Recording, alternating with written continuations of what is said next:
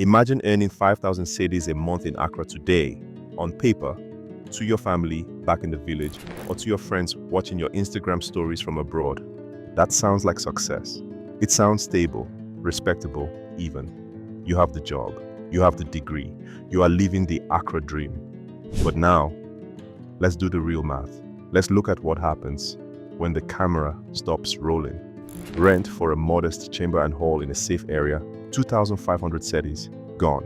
Food for just one person, not eating out, just surviving, 1,200 cedis, gone. Transport, whether it's the daily trotro struggle, Uber surges, or fueling a car that sits in traffic, 800 cedis, gone. Data, electricity, water bills that mysteriously spike, family emergencies. By the 20th of the month, your money isn't just finished. You are actively in debt. You are borrowing from next month's salary just to survive the last week of this one. And in the quiet of your room at night, you are left asking yourself one dangerous haunting question. Am I bad with money? Am I poor? Or is this city actually trying to kill me? This isn't just about inflation. It isn't just about hard times. It is about a structural economic system designed to extract every single chieda you make. This is the story of why surviving in Accra now feels like a luxury that most of us can no longer afford. Let's start with the gatekeeper of your poverty, the housing market, or, as I prefer to call it, the rent advance mafia. In almost every major city on earth, London, New York, Lagos, Nairobi, you pay rent monthly, maybe quarterly if the landlord is strict. But in Accra, the laws of economic gravity do not apply. Here, landlords don't want a tenant, they want a venture capitalist. They demand 1 year, often 2 years, upfront, in cash. Let's pause and really look at that number. To rent a basic apartment for 2,500 cedis a month, which is not a palace by the way, you need to hand over 60,000 cedis before you are even allowed to sleep there. Ask yourself, how many Ghanaian graduates start their careers with 60,000 cedis sitting in their bank account? How many civil servants have that kind of liquidity? The Rent Act of 1960 actually forbids this. The law says a landlord cannot demand more than 6 months rent advance. But the Rent Control Department, they are a toothless bulldog. They bark, but they do not bite. The reality on the ground is that if you quote the law to a landlord, they will simply show you the door. There are 10 other desperate people behind you ready to pay. So, you are forced to take a loan with 30% interest just to pay your rent. You are paying interest on shelter. And before you even pay that rent, you have to survive the agent. This is the unwritten tax of Accra, the informal network of middlemen who control access to almost every door in the city. First, you pay a registration fee just to see the catalog.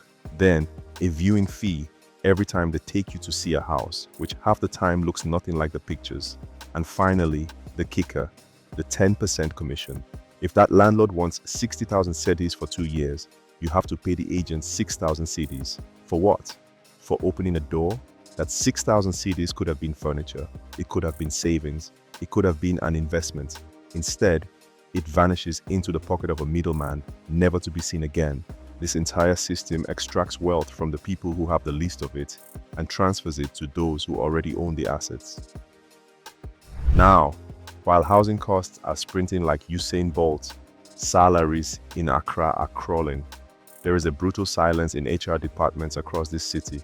The cost of existence has doubled, tripled, even quadrupled in some sectors over the last 5 years. But paychecks, they have barely moved. Take the unofficial Kenke index.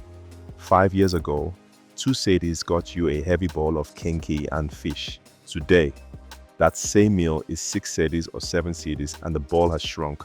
This is shrinkflation. You pay more, you get less. Meanwhile, the average net salary for a mid-level professional, a nurse, a banker, a teacher, hovers between 2,000 cedis and 4,000 cedis. Let's look at the data.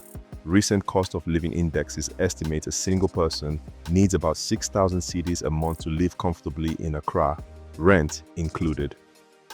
If you earn 3,000 cedis, you are statistically underwater every single month. You aren't saving for a car, you aren't saving for land, you aren't building a future. You are working simply to fuel your body so you can go back to work. You are running on a treadmill that is set just slightly faster than you can run. Look at the skyline. Cranes are everywhere. New apartments are rising every day. So why is there a housing crisis? Why can't you find a place to live?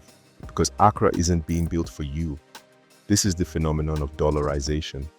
Real estate developers in Accra aren't targeting the Ghanaian teacher. They aren't targeting the civil servant.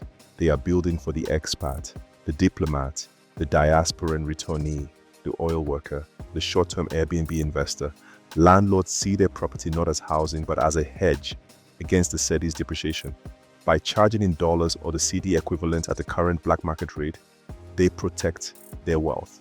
But for you, earning in cedis, every time the dollar goes up, your roof becomes more expensive.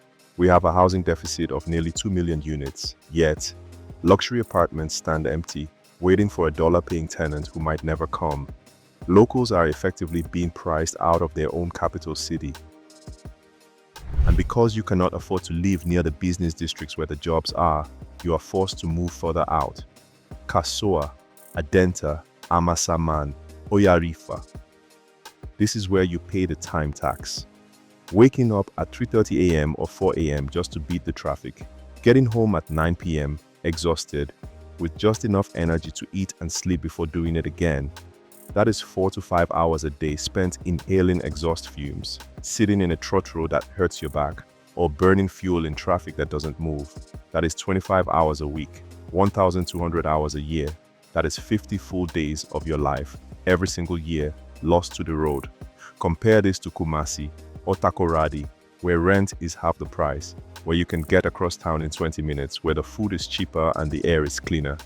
In Accra, we normalize suffering. We wear our stress like a badge of honor, but is it worth it? So we have to ask the uncomfortable question, the question that nobody in power wants to answer. If the teachers, the nurses, the junior bankers, the creatives, the police officers, the people who actually make this city function can no longer afford to sleep here, who is Accra for? A city that works only for the top 1% eventually stops working for everyone. When the service workers are pushed too far out, the heartbeat of the city begins to fail. Accra didn't become this expensive overnight. It is the result of years of broken housing policies, a weak currency, and urban planning that prioritizes profit over people. But until we fix the rent laws, until we stabilize the currency, and until we build for people instead of dollars, the question remains, is the Accra dream still worth the price? Or is it time for us to pack our bags and look elsewhere? I want to hear from you in the comments. Be honest. What takes the biggest chunk of your salary? Is it the rent, the transport, or just trying to eat? And if you had the chance to move to Kumasi or Sunyani or Tamale, would you go? This is African Eye.